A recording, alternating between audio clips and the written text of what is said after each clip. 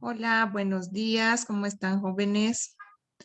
Vamos a retomar las teóricas de nuestra asignatura de endodoncia con un tema que es muy bonito, pero también un poco eh, más complicado de entender, ya que vamos a hablar hoy de lo que es la cirugía endodóntica. ¿Ya? Entonces vamos a iniciar el tema.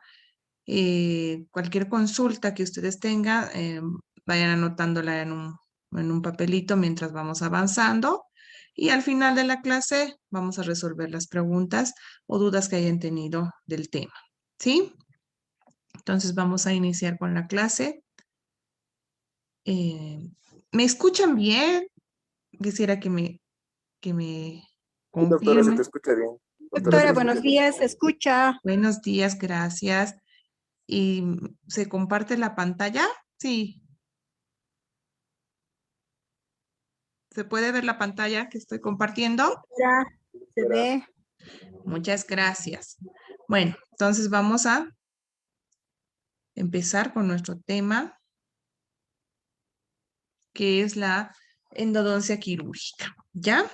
Este tema es muy importante, ya que hay casos en los que no se puede solucionar solamente con una endodoncia a algunos casos clínicos, ¿ya? Entonces se va a requerir ya de una cirugía, de una endodoncia que sea ya quirúrgica, ¿sí?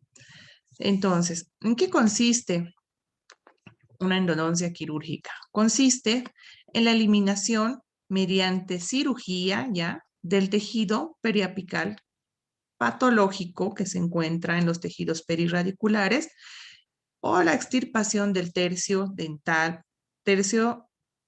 radicular dental para posteriormente sellar ese conducto o conductos radiculares, ¿sí?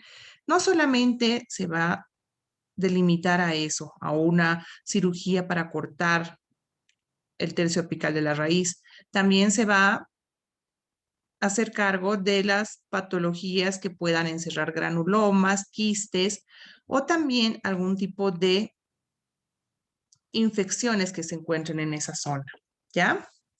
Entonces, va a haber dos tipos de orígenes que van a derivar a una cirugía periapical, que va a ser una de origen infeccioso, donde vamos a ver que la opción va a estar indicada cuando existe una lesión de origen endodóntico alrededor de las raíces, lo que les decía, una lesión periapical, ¿ya?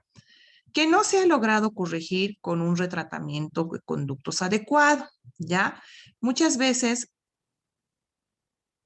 nosotros queremos solucionar solamente con un tratamiento de conductos, ¿verdad? Pero no llega a desaparecer la lesión periapical que se pueda encontrar ya en el hueso, ¿ya? Entonces, en esos casos van a derivar en una cirugía periapical. Ese caso va a ser un origen infeccioso. Y el otro, de origen no infeccioso, va a ser cuando se presenta una afección en la pieza dentaria que no va a ser posible que realicemos eh, el tratamiento endodóntico hasta la zona apical. Muchas veces en la zona apical podemos presentar curvaturas muy extensas que no se pueden llegar a instrumentar con un tratamiento de conductos o podemos encontrar tal vez calcificaciones en el tercio apical que no nos dejan ingresar a la longitud de trabajo que nosotros deseamos. Entonces, en ese caso, también va a estar indicada la cirugía periapical. También en los casos en que pueda haber iatrogenias. Vamos a ir viendo esto más adelante, ¿ya? Entonces, esta cirugía periapical muchas veces puede considerarse la última esperanza para salvar el diente y mantener el diente en la cavidad bucal, ¿ya? Lo que les indicaba, muchas veces puede haber calcificaciones dentro del conducto radicular que no pueden ser eliminadas con un tratamiento de conducto. Entonces, se realizará el tratamiento de conductos hasta el lugar que avancemos y el tercio apical que está viendo afectado por una lesión apical, pues derivará para una cirugía periapical, ¿sí? Muchas veces puede haber este caso donde no hay luz del conducto, donde no encontramos luz del conducto para poder instrumentar, entonces también ahí valoraremos la cirugía periapical, dependiendo la patología que esté cursando ese diente, ¿sí? Entonces, son casos que nos van a llevar a realizar cirugía periapical, ¿ya? Hay una que está conceptuada en la cirugía periapical, que es una técnica sencilla, que es la incisión de drenaje.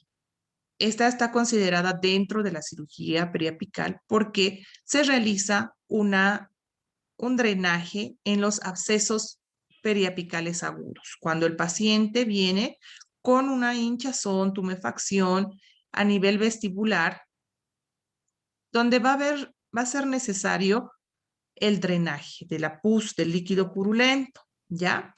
Entonces, nos va a permitir evacuar los exudados y el material purulento de las partes blandas inflamadas, ¿sí? Muchas veces tratamos de que drene mediante el conducto afectado, mediante el conducto radicular afectado, pero muchas veces no es así.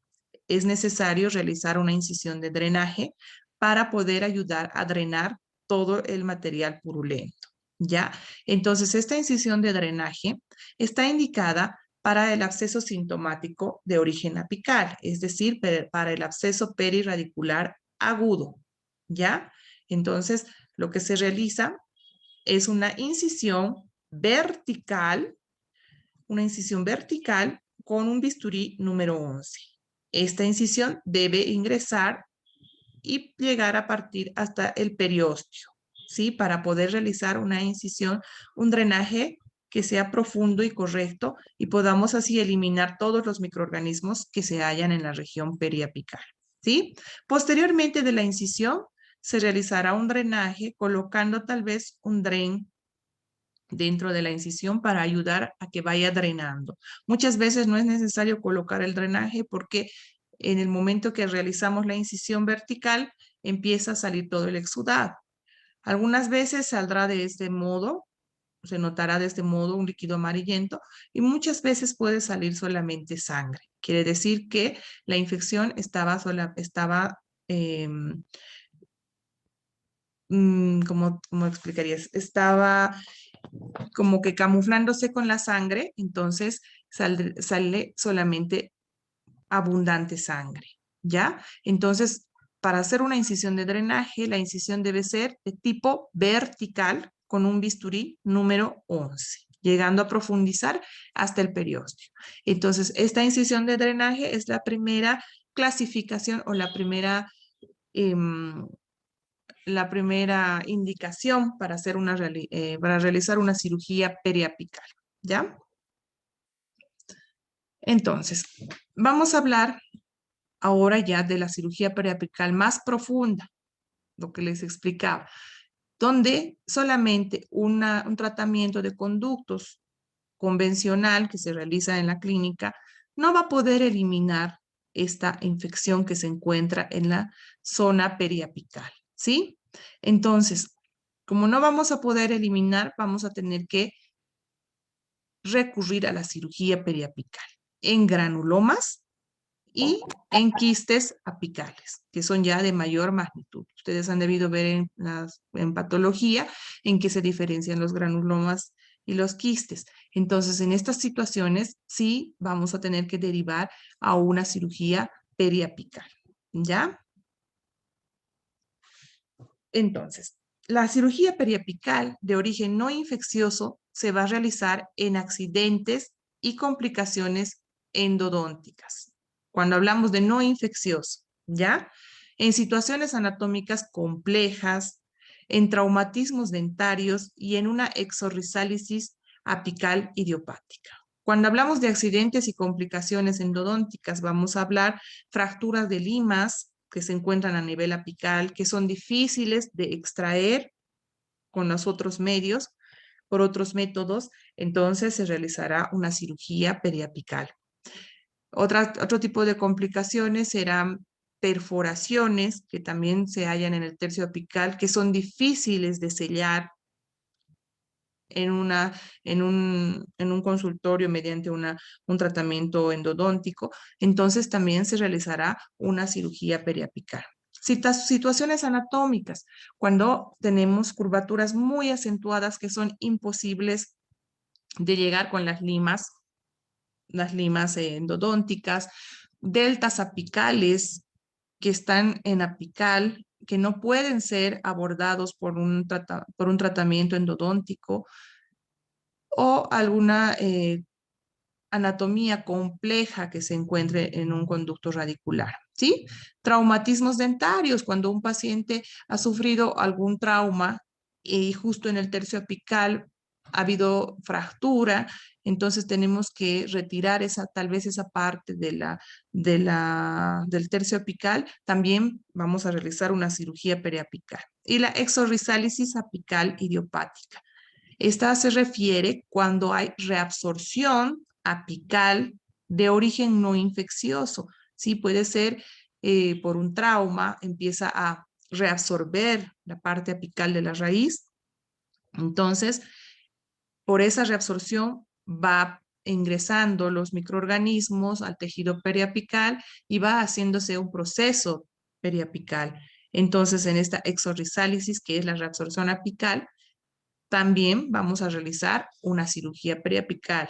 Cada situación de estas que les he nombrado tiene su tratamiento adecuado. En algunas será remover tal vez la parte apical, en algunas será sellar la parte apical con un sellador endodóntico que ya vamos a ir viendo más adelante. ¿Ya? También en un fracaso endodóntico está indicada la cirugía periapical cuando nosotros en la clínica realizamos el tratamiento endodóntico en un diente que tenía un proceso periapical. Entonces, hemos hecho nuevamente un retratamiento y valoramos al paciente la persistencia del dolor. Este control del dolor tiene que hacerse por lo menos 3 semanas, hasta 3 semanas después que se ha realizado el tratamiento endodóntico. ¿Ya? Entonces, si mi paciente sigue con esas molestias hasta 3 semanas después, entonces valoraré y mandaré a la cirugía periapical. ¿Por qué? Porque ese proceso periapical que tiene nos va a seguir dando una fístula activa, la infección va a seguir activa, va a haber una reactivación de un proceso periapical, el proceso periapical se va a reactivar, los microorganismos van a seguir ahí, van a seguir así realizando que se active el proceso periapical. Entonces, quiere decir que ahí ha fracasado nuestro tratamiento endodóntico. Simplemente por instrumentar, por limpiar, por desinfectar el conducto radicular, no se han eliminado las bacterias. Entonces, tenemos que realizar tal vez un raspado en la zona apical, un raspado del proceso periapical, o tal vez valorar si vamos a cortar la parte del tercio apical mediante la cirugía. Entonces eso ya se irá valorando, pero se tendrá que derivar a la cirugía periapical. Cuando también existe movilidad de la pieza por el fenómeno inflamatorio que persiste en el periápice de aquella pieza. Ustedes saben que cuando hay un proceso inflamatorio, un proceso periapical que ya es crónico, puede afectar a que la pieza empiece a tener movilidad dentaria, ¿ya? Entonces, para parar todos estos daños que se van produciendo en el tejido perirradicular, está indicado realizar una cirugía periapical, si es que ha fracasado el tratamiento de conductos. Ahora, si yo he realizado el tratamiento de conductos y voy controlando hasta la 3ª semana, no presenta ninguna molestia, ningún dolor, el paciente está asintomático, el diente no presenta fístula, no presenta hinchazón, entonces quiere decir que mi tratamiento de conductos está dando resultado. Pues entonces iré controlando esto ya con una forma radiográfica, ¿ya? Entonces voy a tomar radiografías e iré viendo si la imagen radiográfica va a ir cambiando y voy a ir viendo si los tejidos perirradiculares van a ir sanando. Entonces voy viendo si se va regenerando el tejido periapical. Ustedes saben que ya observando la radiografía va a tardar un poco más, pero yo voy viendo. Como no tiene dolor, no hay fístula, no hay dolor, no hay hinchazón, entonces está sanando y yo voy radiográficamente controlando. Pero si no es así, si vuelve el dolor, vuelve la hinchazón, pues entonces voy a derivar a una cirugía periapical, ¿ya? Ahora, cuando hay los accidentes y complicaciones endodónticas, también está indicada la cirugía periapical. En el fracaso endodóntico, lo que les nombraba, la perforación y falsas vías que muchas veces se da en el tercio apical y no se puede sellar. Tenemos que hacerlo mediante una cirugía periapical. Las falsas vías, la fractura de instrumentos. A veces hay casos en el que se ha quedado el instrumento en la zona apical y ha pasado el instrumento al tejido perirradicular. Entonces está lesionando ese tejido perirradicular y está haciendo una vía de ingreso para que los microorganismos ingresen al conducto, ingresen más al tejido perirradicular y se haga un proceso perirradicular más agudo, ¿ya? Entonces, para retirar fracturas de instrumentos, también se va a realizar una cirugía periapical, ¿ya? Sobre obturación de conductos, cuando no ha habido un control en la longitud de trabajo, cuando se realiza el tratamiento de conductos y el cono ha pasado de donde tenía que ser nuestra longitud de trabajo. El cono no tuvo ajuste apical y ha pasado en una gran parte. Entonces, ese cono no puede quedar ahí. Entonces, controlamos al paciente y si hay la necesidad de realizar una cirugía periapical, pues se realizará una cirugía periapical ya nivelando ese cono que ha pasado y tratando de sellar esa parte para que no ingresen los microorganismos. Ustedes saben que esa es la misión de la endodoncia, de cuidar que no aumenten los microorganismos. La misión es de eliminar los microorganismos de todo el conducto radicular y del tejido perirradicular adyacente, ¿ya?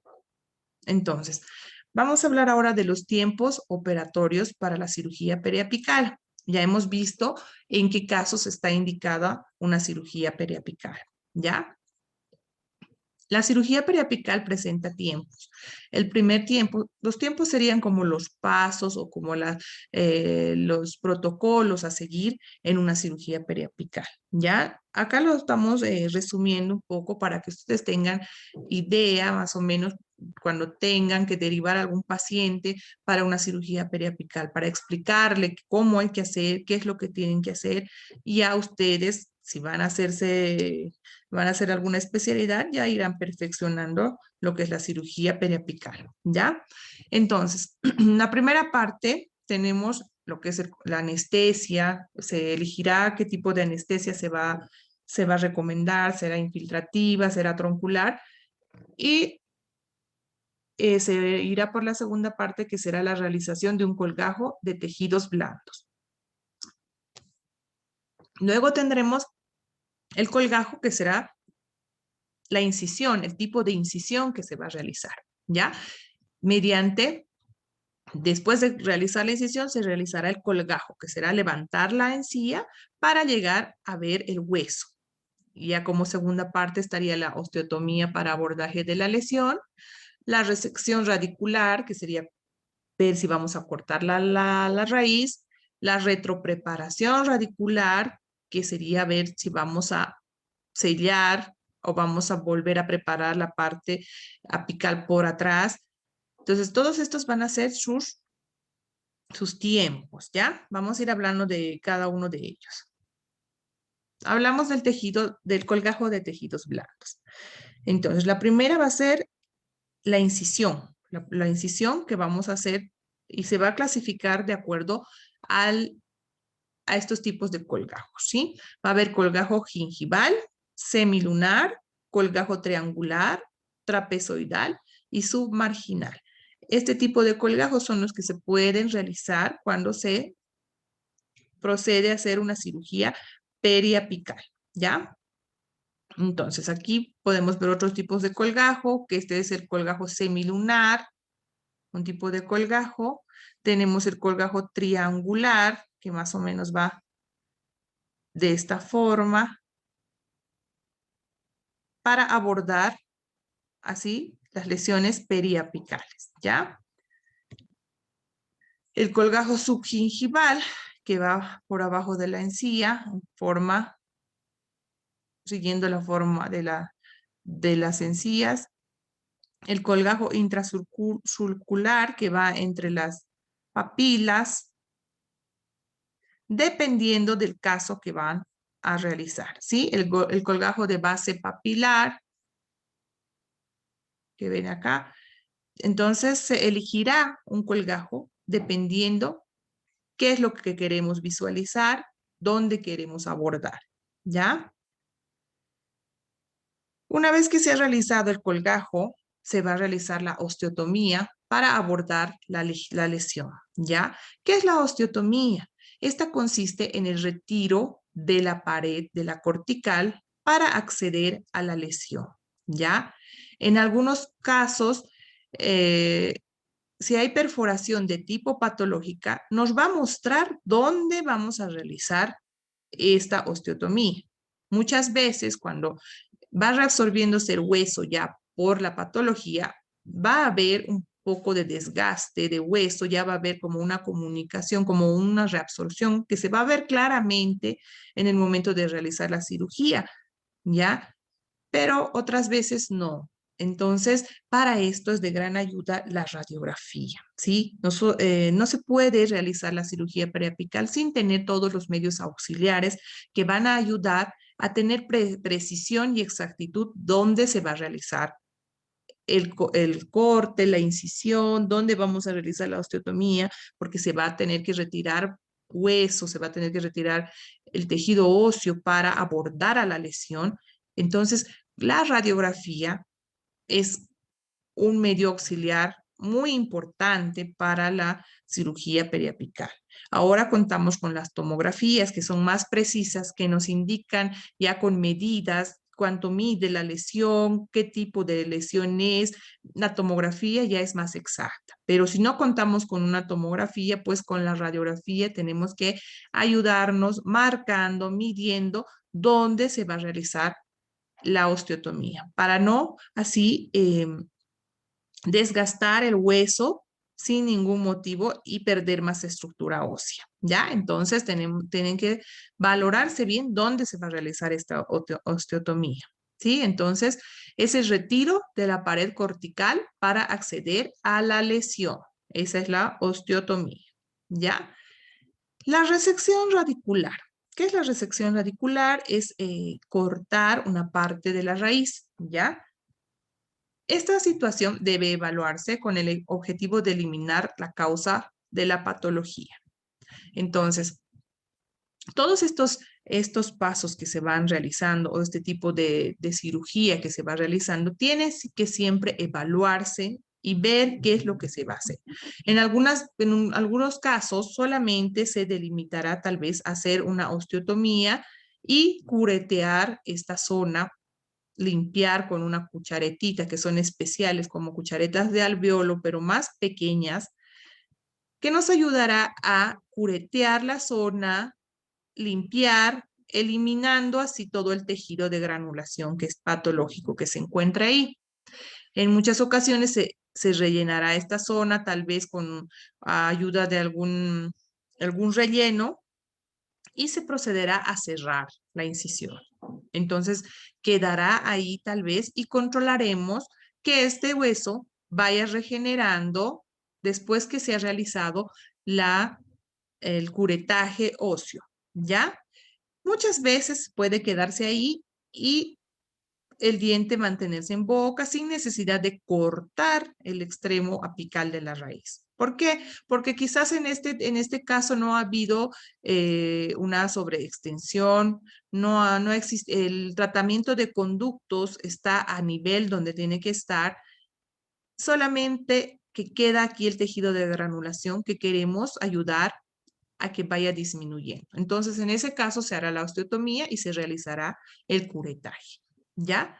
Pero otras veces la situación ya es más complicada. Entonces yo tengo que eliminar una parte de la raíz apical. ¿Por qué? Porque ha habido tal vez una fractura de un instrumento que está perforando, que ha perforado la parte apical y esa parte apical ya no me sirve. ¿Por qué? Porque no puedo sellarla. Entonces tendré que cortar. Por eso es la resección radicular. Entonces se debe cortar 3 milímetros en apical en busca de eliminar también canales accesorios. Cuando tenemos el delta apical, que es muy complicado, que no se ha podido tratar y que este delta apical está dando lugar a que ese proceso periapical sea persistente, se haga crónico. Entonces, cortando o resecando 3 milímetros en apical de la raíz, yo voy a quitar esos canales accesorios que son canales que pueden albergar microorganismos y van a dar lugar a que la patología siga persistiendo, ¿ya? Entonces se cortará 3 milímetros en apicales en un corte o un ángulo de 0 grados con respecto al eje del diente, ¿ya?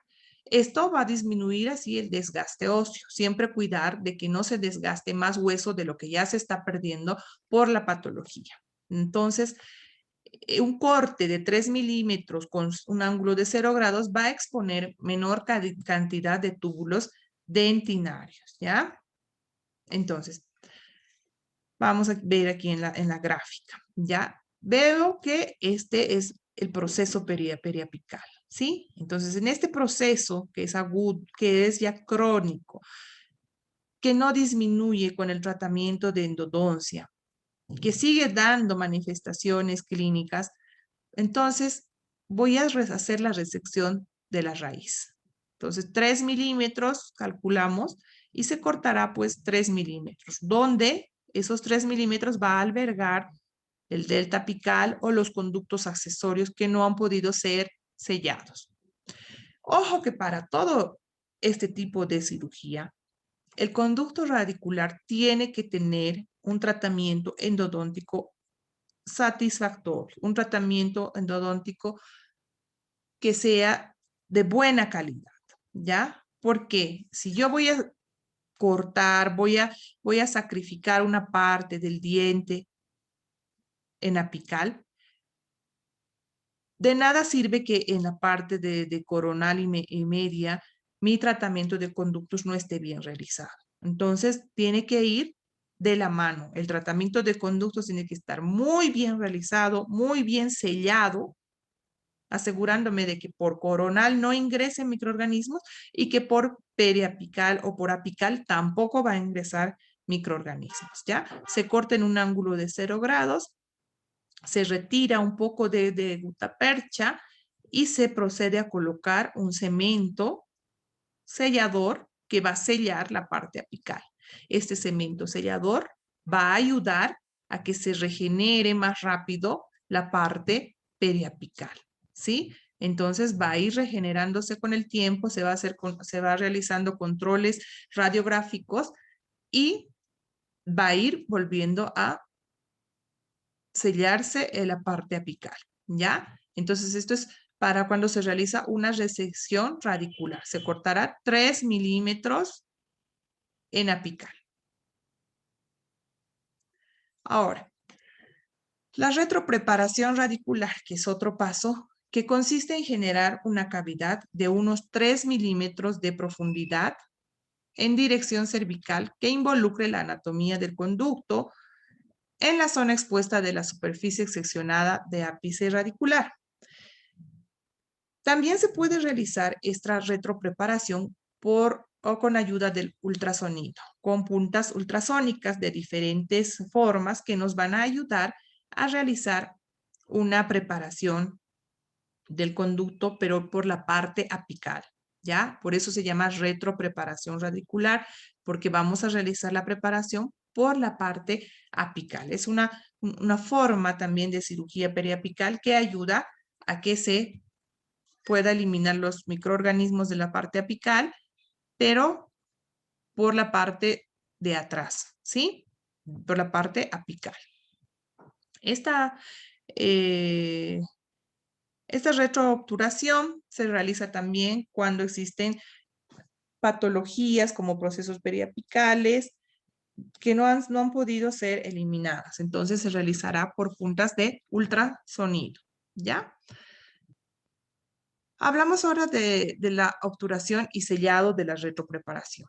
Se ha preparado el conducto con puntas de ultrasonido. Entonces se ha realizado una preparación, siempre con la radiografía, se va realizando la preparación y se va rellenando el conducto y se sella con un sellador endodóntico en la parte apical, ¿ya? No sé, esta retropreparación radicular no es que se va a llegar a preparar todo el conducto por la parte apical, no. El conducto ya está instrumentado también, está trabajado, está obturado, pero lo que se hace es sacar igual una parte de gutapercha del tercio apical mediante la ayuda de puntas de ultrasonido y se deja un espacio, ese espacio para que sea rellenado con el sellador endodóntico.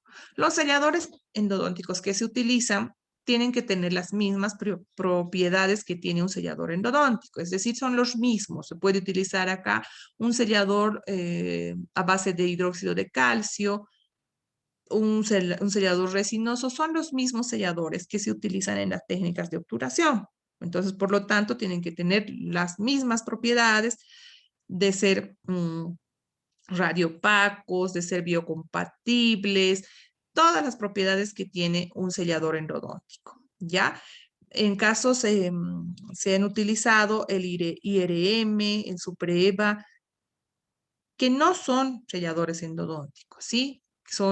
Se ha utilizado biocerámicos, pero lo que más se utiliza también son agregados de trióxidos, ¿sí? El MTA es el que más se utiliza para sellar este tipo de retropreparación, ¿ya? Entonces el MTA es uno de los que más se utiliza para sellar la retropreparación.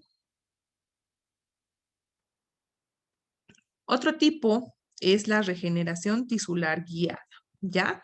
Esta consiste en que la cavidad ósea, luego de la cirugía, puede completarse con el relleno de un coágulo o un material óseo inductor, lo que les explicaba más adelante. Entonces, si hemos cortado el hueso, hemos cortado el ápice, entonces, para que nos ayude a que se regenere rápido este hueso, se puede utilizar un material, un relleno de un coágulo o un material óseo inductor. Lo que se hace es provocar el coágulo y provocar que se regenere fisiológicamente, ¿ya? Pero también hay materiales oseoinductores que ayudan a regenerar el tejido óseo para facilitar su recambio por tejido óseo a una brevedad posible, ¿ya? Este paso no es imprescindible, pero es conveniente ayudar a que pueda regenerar más rápido. Esto se realizará tal vez en personas de mayor edad que tarda un poco más a regenerar el hueso. En pacientes jóvenes, pues se dará más rápido la regeneración ósea, ¿ya? Entonces, ya estamos en la parte final donde hay el reposicionamiento del colgajo y la sutura, cuando ya se ha realizado cualquiera de los pasos anteriores de la cirugía periapical. Para el cierre de la herida, es conveniente la reposición y la sutura del colgajo con puntos iniciales de posicionamiento para lograr su centrado correcto.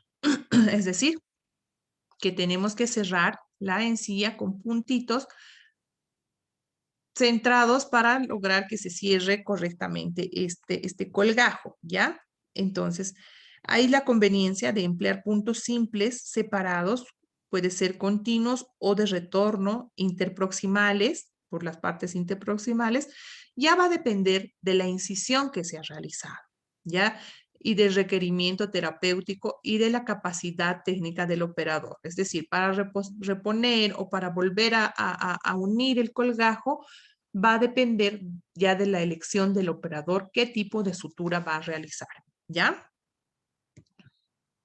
Entonces, una vez que se ha realizado todo lo que es la cirugía periapical, Se deben realizar controles posoperatorios a distancia, ¿ya?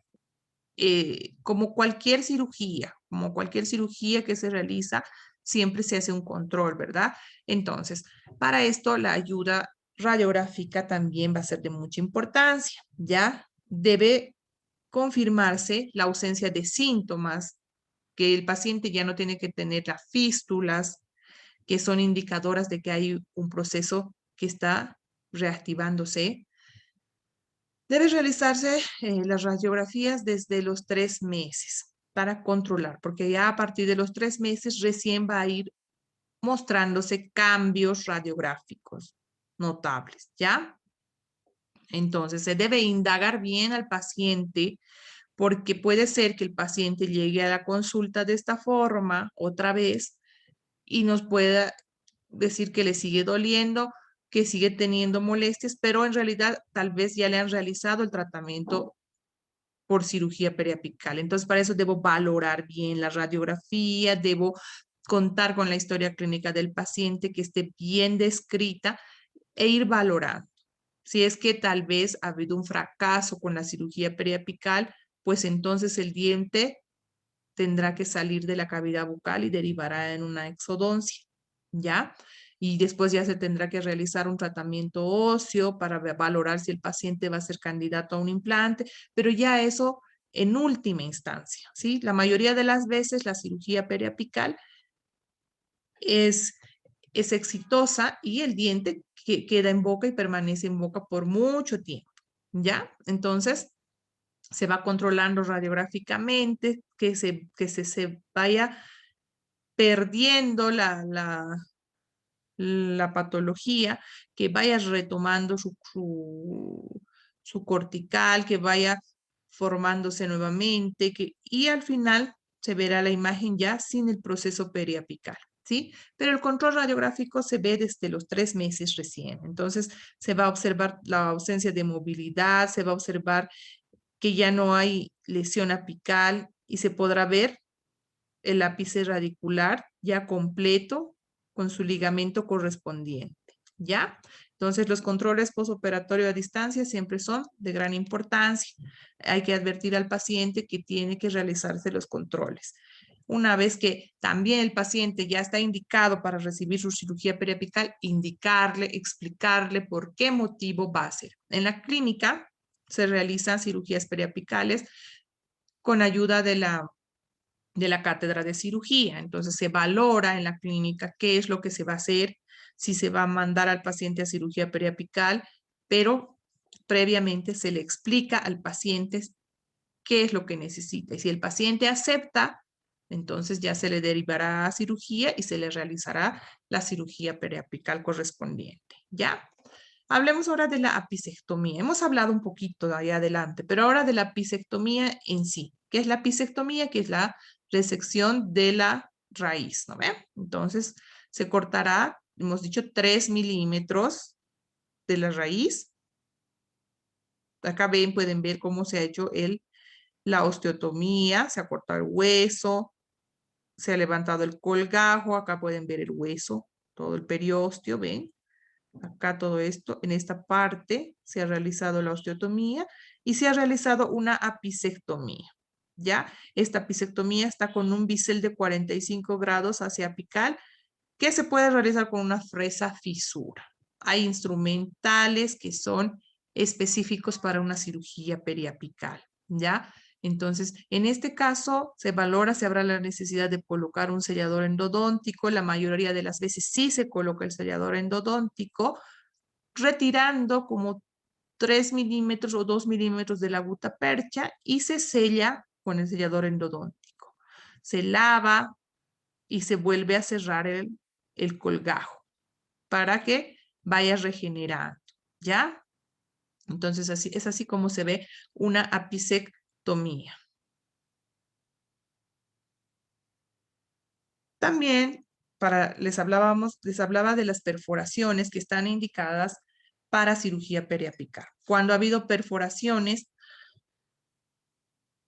mediante la instrumentación de conductos, puede ser por las fresas, puede ser por las limas que han provocado perforaciones que no se pueden solucionar a no ser con una cirugía periapical. Entonces, estas perforaciones lo que provocan son procesos perirradicular, infecciones con el tiempo. No se puede dejar una perforación sin sellar, porque ese diente va a empezar a contaminarse, va a empezar a contaminar el tejido perirradicular y posteriormente, si no se trata a tiempo, va a haber movilidad dentaria y se va a perder el diente, ¿ya? Entonces, si ustedes detectan una perforación que no se puede solucionar en una clínica endodóntica sin cirugía, pues entonces se derivará a un especialista y se realizará la cirugía periapical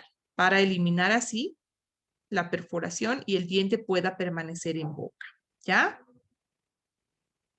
Acá se ve la perforación, lo que ha provocado es un proceso periapical. Se realiza la osteotomía, se va cortando, observamos la perforación, se valora cómo está. Si no hay necesidad de cortar, de hacer una apicectomía, pues entonces limpiaré, lavaré, curaré esa perforación. Voy a colocar un material de sellado. En la mayoría de las veces se coloca el MTA y posteriormente sellaré mi conducto. Acá han puesto una esponja que nos ayudó, que va a ayudar a que regenere el tejido óseo. Y con los controles postoperatorios a distancia, se verá que va a regenerar nuevamente su cortical, nuevamente su ligamento y el diente permanecerá en boca. Entonces, hay que ver las soluciones que se pueden dar. ¿Sí? Algunas veces, cuando uno está iniciando, puede provocar una perforación, pero lo mejor es siempre hablar, comunicar al paciente qué es lo que ha pasado, buscar una solución, darle una solución para permanecer el diente en boca, ¿sí? No es olvidarse, asustarse, dejarlo así con una perforación y ¿qué va a pasar? El proceso periapical va a crecer y va a afectar peor a todo el diente. Y el paciente va a terminar perdiendo el diente, ¿ya? Entonces, la resección radicular es otra indicación para la cirugía periapical que consiste en la remoción de una de las raíces de una pieza multiradicular. Ya esto ya es más de especialidad, ¿no? Pero sí se realiza. Eso quiero que vean, que se realiza una resección radicular, que sería cortar o eliminar una de las raíces de una pieza multiradicular. Esto puede ser por varios factores. Puede ser que una raíz haya tenido una perforación, una raíz que tiene un proceso periapical que no sana, una raíz que no es accesible, que no hemos podido ingresar y que está dando problemas y que las otras raíces están bien. Se ha trabajado bien, los conductos, la corona también está bien para ser rehabilitada, pero esta raíz es la que no se puede solucionar. Entonces hay una técnica que se llama resección radicular en la que consiste en eliminar, cortar esa raíz. Entonces este diente multiradicular está indicado para cortar esa raíz, ¿ya? Entonces eso se corta la raíz igual mediante los mismos pasos, el colgajo, la osteotomía, se agarra una fresa y se va cortando la raíz, ¿ya? Para la rehabilitación de este diente, sí o sí se necesita colocar pernos dentro del conducto principal para poder darle estabilidad al diente mediante una corona, ¿ya? Entonces, sí se realiza resección radicular, que es cortar una de las raíces que esté afectada por algún tipo de lesión que puede ser patológica o iatrogénica. Ya acá en la radiografía se puede ver que era este molar donde tenía esta raíz que estaba complicada y podemos ver que acá se ha sacado esa raíz, se ha cortado, se ha hecho la resección y ha quedado el molar con 2 raíces. Y acá con su control después de tiempo, vemos que toda la cortical ha regenerado, el ligamento, se puede ver el ligamento periodontal del diente y el diente sigue en boca, pero ya sin una raíz, ¿ya? Entonces son casos en el que puede realizarse la cirugía periapical, pero ya con más complejidad. La hemisección también, que consiste en la sección de la fracción de las raíces de una pieza dental multiradicular. Entonces, esto también es por procesos infecciosos, perforaciones del piso de la cámara, por lesiones cariosas o iatrogénicas. Entonces, acá estamos hablando ya cuando ha habido una lesión en la furca, ¿ya? Muchas veces, ustedes saben que la furca es la parte más noble también de nuestro diente, ¿ya? Entonces, esta furca es el piso de la cámara que hay que cuidarla mucho, pero por alguna razón, esta furca ha tenido algún daño, puede ser por caries, se ha debilitado, entonces ya hay comunicación, se puede salvar ese dientecito, hay que valorar cómo están los conductos, hay que valorar cómo están las otras raíces para realizar este tipo de tratamiento. Ya lo que se hace es cortar, separar esa furca y volver en 2 raíces separadas. ¿Ya? Entonces, 2 raíces separadas. De igual forma, se colocará en cada raíz un perno con su corona para dar estabilidad y el diente pueda permanecer más tiempo en boca. Todo esto se realiza siempre consultando al paciente. Si el paciente está dispuesto en realizarse ese tratamiento, mantener el diente en boca por mayor tiempo, porque ustedes saben que no hay nada más confortable que tener su diente propio, ¿no? En la boca.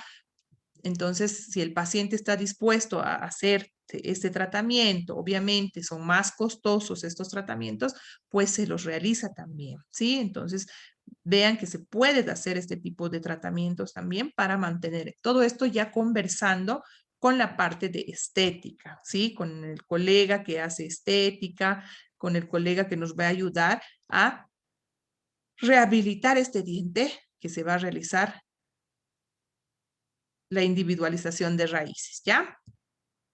Entonces acá podemos ver radiográficamente, igual acá la furca estaba afectada, se realizará la resección de ambas raíces, se cortará y se volverán 2 raíces separadas, que cada una ya tiene su ligamento, cada una tiene su espacio. Entonces se llevará ya a realizar los muñones, se colocarán muñones y en vez de molar se volverá 2 premolares, ¿ya? Entonces, todo esto, se han fijado que va de la mano de la endodoncia bien realizada. Es decir, ya tenemos nuestro tratamiento endodóntico, se ha realizado la preparación de cada conducto y tiene que estar bien. Entonces, para eso yo tengo que perfeccionar mis pasos de hacer mi tratamiento endodóntico, mi preparación de conductos tiene que salirme excelente, porque este paciente quiere mantener ese diente en boca, como sea. Entonces, me dedico a que mi tratamiento de conducto sea excelente. Si está excelente, pues yo voy a ayudar a que se realice este tratamiento y que también estas raíces permanezcan más tiempo en boca, ¿ya? Porque estoy cuidando de que no haya penetración de bacterias por ninguna forma, ¿ya? Y se verá de esta forma, entonces, el tratamiento. De lo que era un molar se convertirá en un premolar con 2 raíces. Bueno, hasta ahí es nuestro tema. Hemos tratado, bueno, he tratado de que vean un poquito de todo lo que se hace en cirugía periapical, ya que no lo hacemos nosotros, ustedes tampoco lo van a realizar mucho. Tal vez en cirugía, cuando ingresen a clínica, exista algún caso que puedan realizarlo, o tal vez no, pero tal vez lo van a ver ya en otro momento. Y los que ya van a seguir con alguna especialidad van a ir ya ampliando su conocimiento con respecto a este tema. ¿sí? Entonces, estaríamos quedando ahí con este tema. Ahora sí, a ver, ¿cómo vamos? ¿Tienen alguna consulta que les haya quedado, digamos, un poquito, tal vez, alguna duda, algún comentario, tal vez, que tengan?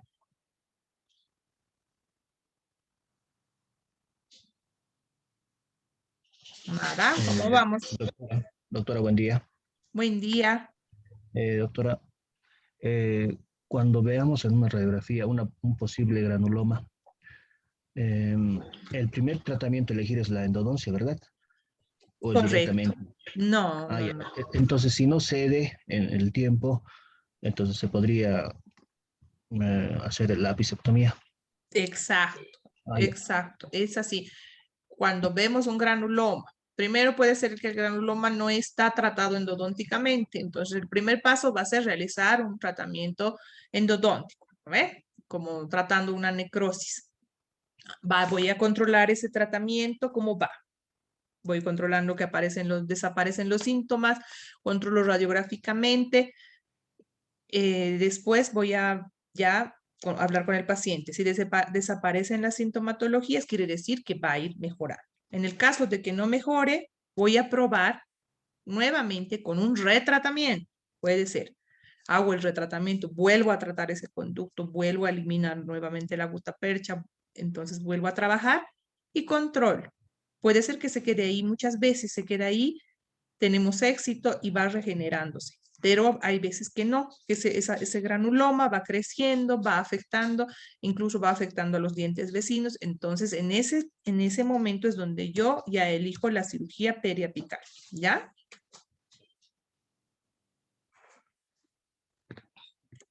Está bien, doctora. Gracias. Ah, doctora, ¿y el material indicado o más propicio para intentar eh, eliminar ese granuloma en un tratamiento de endodoncia? ¿Cuál sería, más o menos?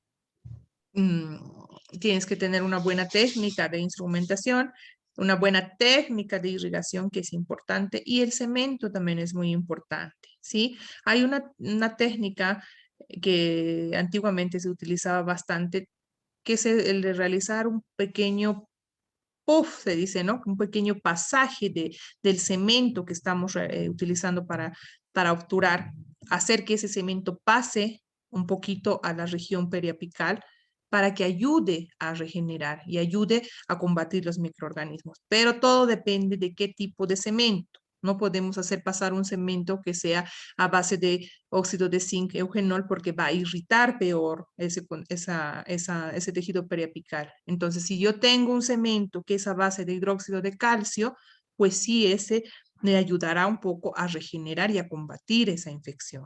¿Sí? Es un procedimiento que se va realizando con una lima de pasaje que mientras vamos instrumentando, hay una lima que es lima de pasaje que es de menor calibre, que puede ser una lima número 10, que esa lima va pasando 1 milímetro más de la longitud de lo que estamos trabajando. Entonces yo así sé que hay como una permeabilidad de 1 milímetro. Entonces al momento de obturar, por ese milímetro que ha pasado esa lima de pasaje, va a hacer que pase ese puff que te digo de la obturación y va a ir ayudando. ¿Sí? Pero no se hace en todos los casos. Hay que valorarlo. Muchas veces no hay necesidad y el paciente, como siempre digo, es muy diferente cada paciente. Puede ser que solito, fisiológicamente, vaya disminuyendo el proceso, ¿ya? Entonces, en procesos que son muy crónicos, muy rebeldes, se podría ver ya el tipo de tratamiento, si se va a poder realizar ese puff que te digo, o incluso las medicaciones intraconducto también es donde nos ayuda bastante. Tendríamos que tener al paciente con varias sesiones de medicación intraconducto para poder ir controlando que vaya desapareciendo ese tipo de patologías, ¿ya? Ujú. Está bien, gracias, doctora. ¿Tienen alguna otra consulta, chicos? ¿Algún comentario? ¿Nadie?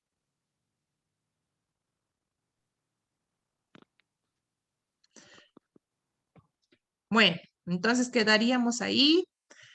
con nuestra teórica del día de hoy.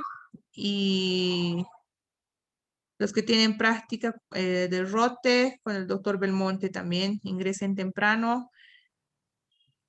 Entonces nos estaríamos viendo una próxima teórica, ¿ya? Que les vaya bien, que tengan un lindo día, chicos, y vayan estudiando, vayan repasando siempre, ¿ya? Hasta luego. Hasta luego, Hasta luego, doctora. doctora. Gracias. Hasta luego, doctora.